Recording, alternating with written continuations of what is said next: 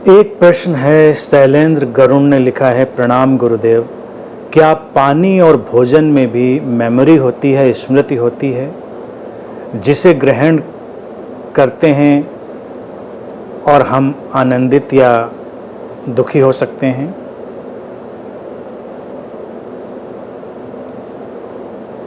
स्मृति या जो मेमोरी है, भारतीय दर्शन हमेशा कहता रहा है कि हर जगह व्याप्त है, केवल पानी और भोजन में ही नहीं, कण कण में व्याप्त है। कहने का तरीका है, काव्यात्मक तरीका है। जब भारत में हमने कहा कण कण में परमात्मा व्याप्त है, तो उसको जब हम और डाइल्यूट करते जाएंगे तो वो यहाँ पर भी आएगा कि हर कण में ये जागतिक स्मृति व्याप्त है और यहाँ सब कुछ को प्रभावित करता है। पानी प्रभावित करता है, भोजन प्रभावित करता है, परिवेश प्रभावित करता है, तुम जो वस्त्र पहनते हो प्रभावित करते हैं। क्या नहीं है जो प्रभावित नहीं करता? और जब सब कुछ ही प्रभावित करता है तो इसका अभिप्राय क्या है? इसका अभिप्राय ये है कि अब तुम इन बातों से संघर्ष नहीं करते, तुम अपनी अंतः प्रज्ञा से चलते हो, तुम इंट्यूटिवली चलते हो, तुम किसी से पूछने नहीं जाते कि मैं क्या खाऊं, क्या पीऊं, क्या पहनूं, क्या ना पहनूं। स्मृति हर तरफ फैली हुई है। स्मृति का अर्थ है कुछ इंप्रेशन है, मेमोरी का अर्थ है कुछ इंप्रेशन है। जो जगत में घटनाक्रम चल रहा है, जो उथल पुथल चल रही है, उस सब का कोई ना कोई इंप्रेशन, अंकन हर जगह हो रहा होता है, और लोकलाइज्ड भी होता है और नॉन लोकलाइज्ड भी होता है। लोकल ये है कि जहाँ पर घटना कोई होती है तो उस घटना की तरंगें, उस घटना की ऊर्जा उस स्थान और स्थान में फैली हुई जो भी व्यवस्था है उसमें जा सकती है। और नॉन लोकल ये है कि एक जगह घटी हुई घटना कहीं दूर भी प्रभावित कर सकती है। आज के परिप्रेक्ष्य में देखा जाए, और विज्ञान भी आज जानता है, चिकित्सा विज्ञान भी इसको जानता है, धरती के किसी कोने पर कोई व्यक्ति किसी भी तरह की बीमारी का शिकार होता है और उससे स्वस्थ होता है, किसी भी प्रक्रिया से, अपनी औषधीय प्रक्रिया से, मानसिक प्रक्रिया से, किसी भी ढंग से वो स्वस्थ होता है, तो वो जो स्वस्थ होने की उसकी चेतना है, स्मृति है, वो इनकोडेड हो जाती, अंकित हो जाती है, लोकल भी और नॉन लोकल भी, यानी कि स्थानिक भी और सार्वभौमिक भी। धरती के एक कोने पर कोई व्यक्ति स्वास्थ्य को उपलब्ध हुआ और उसकी स्मृति किसी अन्य व्यक्ति को किसी और कोने पर स्वस्थ होने के लिए प्रेरित करने लगेगी। ये घटनाएं घटती हैं, हमेशा घटती रही हैं। इनका हम उपयोग कर सकते हैं, बस उपयोग करना चाहिए अच्छे से। इन बातों में बस खतरा क्या है कि जरा सा तुम चूके तो ये अंधविश्वास में बदल जाएंगे। जो बड़े सूक्ष्म प्रयोग हैं, भारत ने बड़े सूक्ष्म प्रयोग किए, लेकिन जरा सा आप चूकेंगे तो वो अंधविश्वास में बदलेगा। फिर तुम ज्योतिषियों के चक्कर में पड़ जाओगे, फिर तुम तंत्र मंत्र के चक्कर में पड़ जाओगे, फिर तुम ये घर में टोने टोटके, वास्तु, इन सब के चक्कर में पड़ जाओगे। लेकिन सबसे बड़ी जो समझ है वो तुम्हारी अंतः प्रज्ञा है। जैसे तुमने भोजन का नाम लिया, पानी का नाम लिया, इसके लिए तुमको कोई बड़ा कुशल वैज्ञानिक नहीं होना है। भोजन तुम अपने पास लाते हो, तुम्हारा शरीर, तुम्हारा मन बता देता है कि तुम्हारे लिए ये उपयोगी है या नहीं। तुम पानी अपने पास लाते हो, पानी की गंध, उसका स्वाद, उसका टेक्सचर तुमको बहुत कुछ बताता है। तुम्हें किसी विशेषज्ञ की जरूरत नहीं है, तुम थोड़ा भी संवेदनशील हो, जान सकते हो। और खराब पानी हो तो कोई नहीं पी सकता, दुर्गंध युक्त हो तो मुंह में डालोगे तुमको उल्टी हो जाएगी, तुम खराब खाना डालोगे उल्टी हो जाएगी, तुम जबरदस्ती पेट के अंदर भी ले गए तो तुम्हारा पूरा सिस्टम रिबेल करेगा, विद्रोह करेगा और उसे बाहर फेंक देगा। ये तो हमारा नैसर्गिक ढंग है। तो इसी तरह से जो भी चीज़ें हैं वो सब नैसर्गिक रूप से हमारे ऊपर काम करती हैं। तुम किसी वस्त्र का चुनाव करो तो बस अपने अंतर्मन से उसका एक अंतर संबंध पहचानो। तुम्हें सुखद लगता है, तुम्हें प्रीतिकर लगता है, तुम्हारे लिए ठीक है। लेकिन कोई तुमको बताए कि इस रंग का वस्त्र पहनना चाहिए तो तुम्हारे लिए शुभ है, तब ये शुरू हो गया अंधविश्वास और जड़ता और मूर्खता।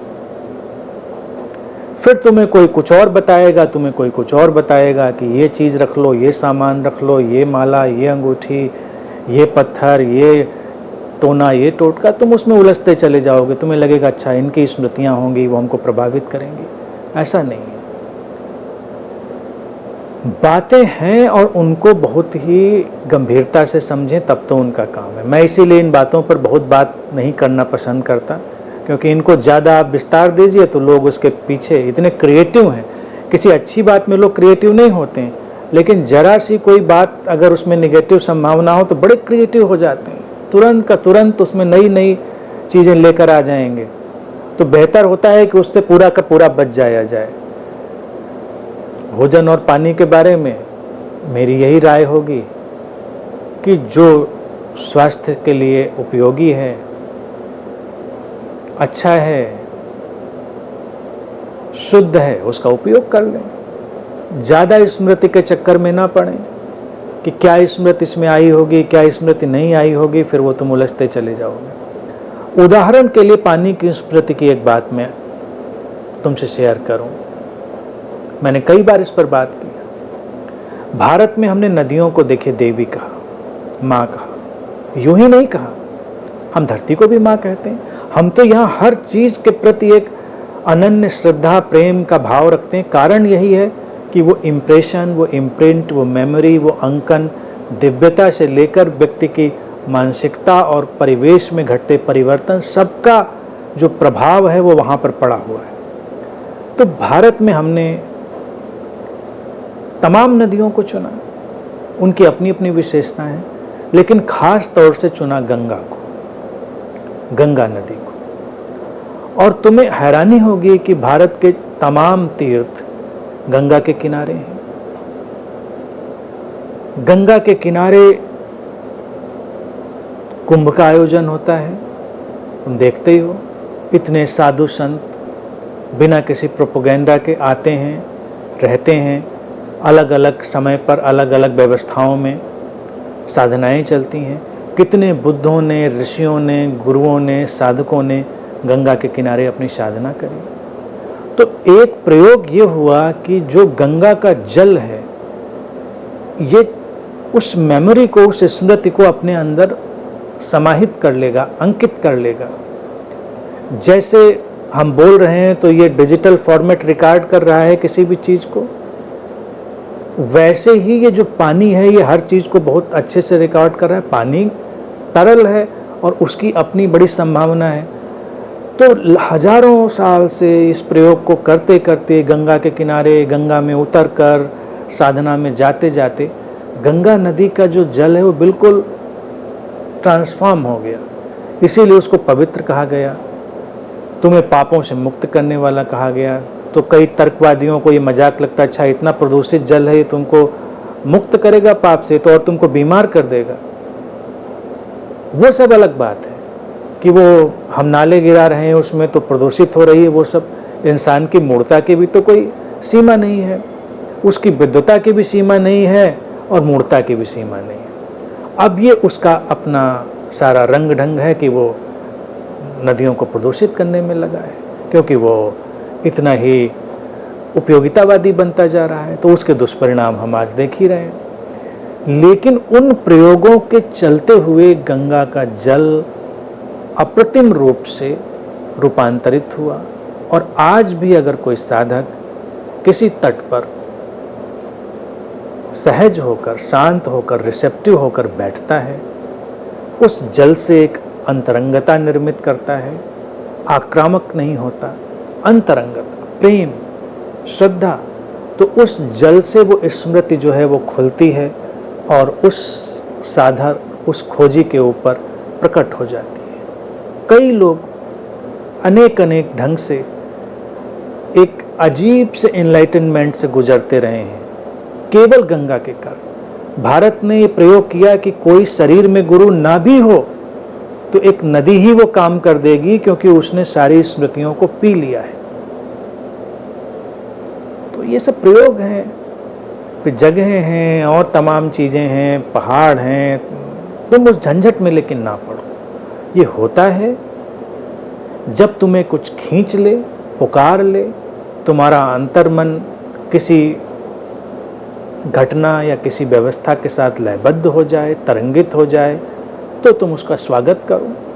अन्यथा केवल ये बात सोचकर तुम इधर उधर भागते दौड़ते ना घूमो, क्योंकि अस्तित्व तुम्हें पुकारेगा। जब उसको पुकारना होगा, तुमको पुकारेगा। और साधक के लिए सबसे जो महत्वपूर्ण है वो है प्रतीक्षा करना। तुम प्रतीक्षा करो। सबसे बड़ी साधना यही है कि तुम बस प्रतीक्षा करो, बेवजह की दौड़ में ना पड़ो।